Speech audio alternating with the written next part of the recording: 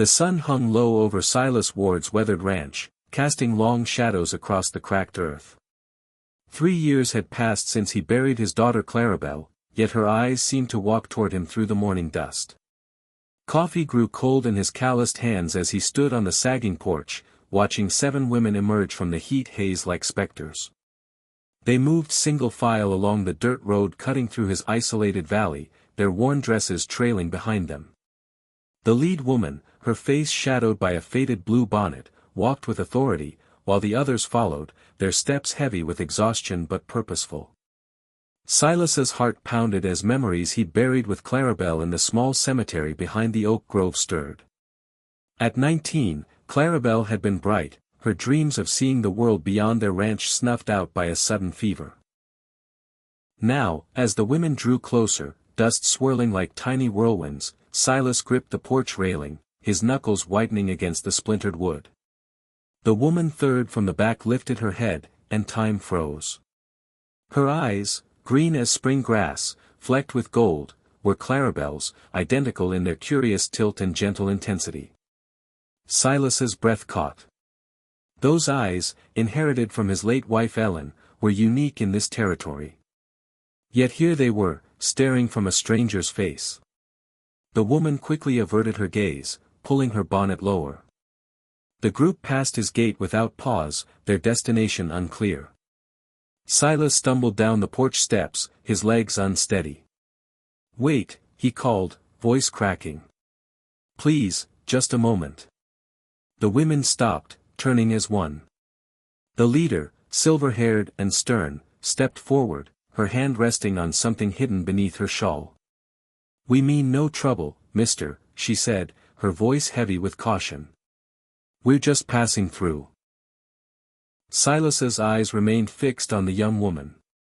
She was no older than 25, with Clara Belle's delicate bone structure and nervous habit of folding her hands. "I'm not looking for trouble," he said, stepping closer despite the leader's wariness. "That girl, she reminds me of someone I knew." The young woman glanced up, a flicker of recognition crossing her face before she suppressed it. The leader's expression hardened. "Some things are better left buried, rancher. Some questions shouldn't be asked." But Silas couldn't let it go.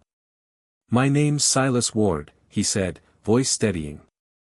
"I've lived here 27 years. I buried my daughter, Clara Belle, 3 winters ago. That girl has her eyes." The leader's jaw tightened. "Eyes are common, Mr. Ward. Green, brown, blue, God makes them all. Doesn't mean they're your ghosts." The young woman stepped forward, defying the leader.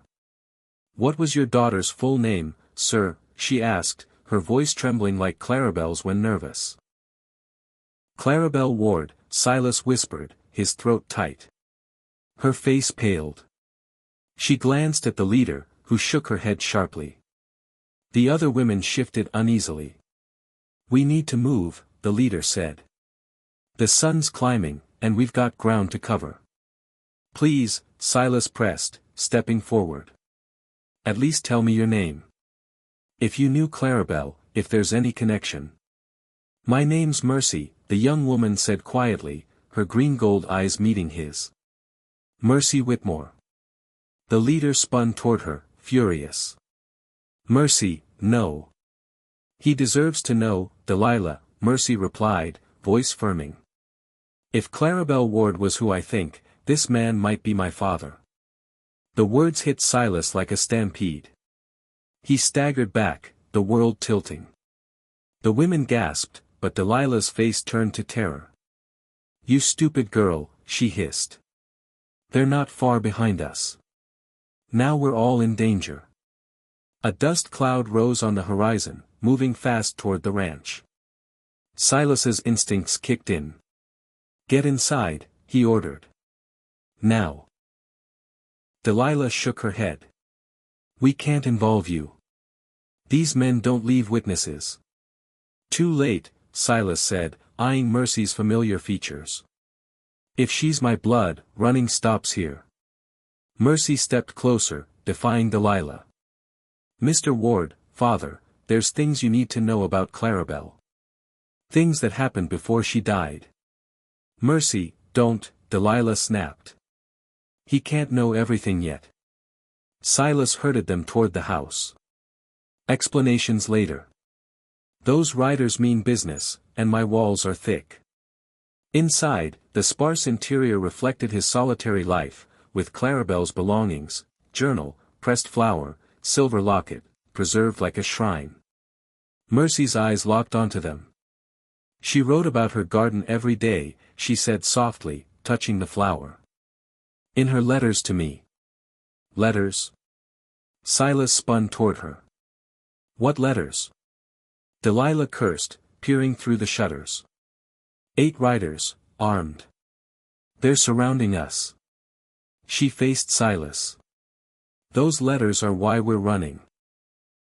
Clara Belle found something powerful men wanted buried. What?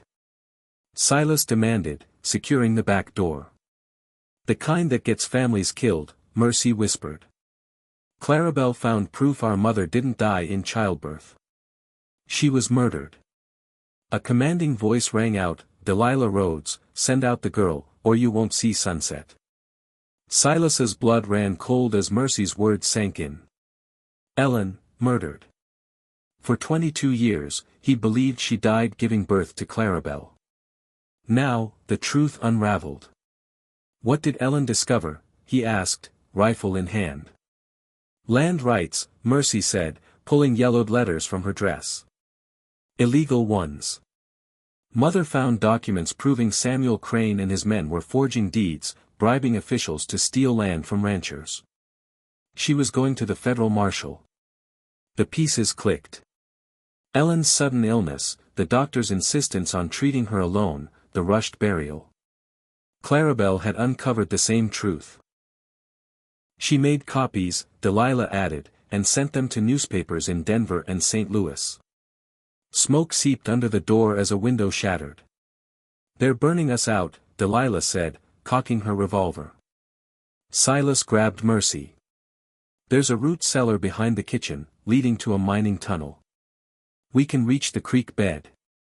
Delilah hesitated. How do we know you're not with Crane? If I were, you'd be dead, Silas replied. No father lets his daughter's killer walk.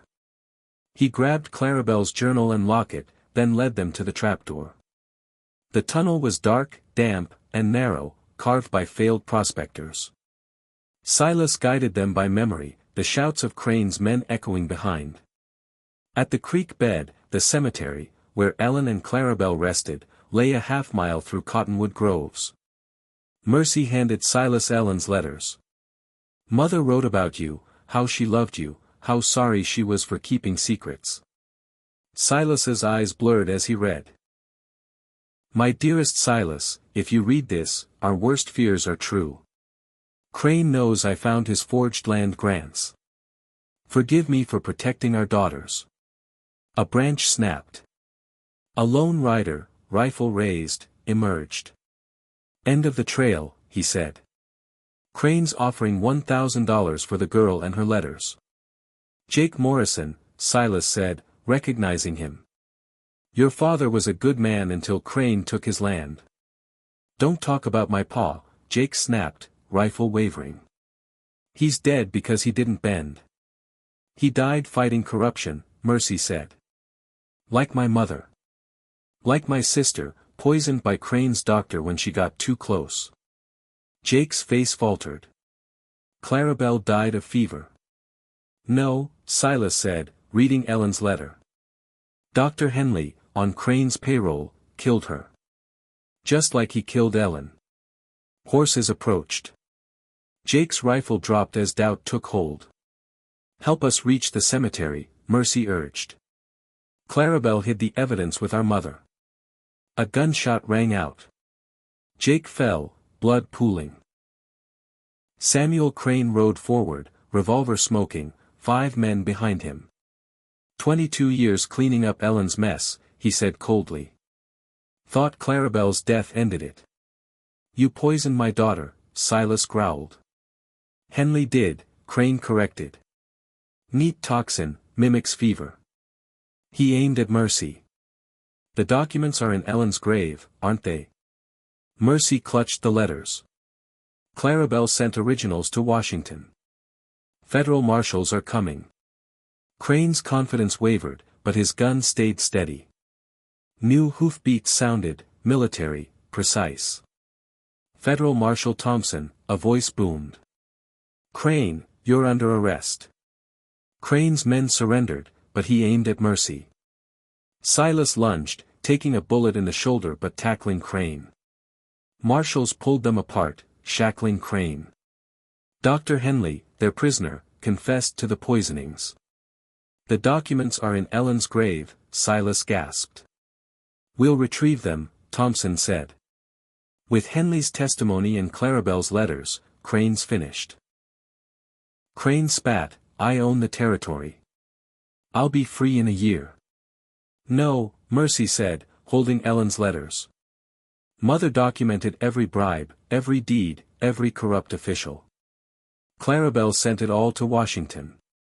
Hours later, Silas sat on his rebuilt porch, arm in a sling, Mercy beside him. The marshals had saved the house.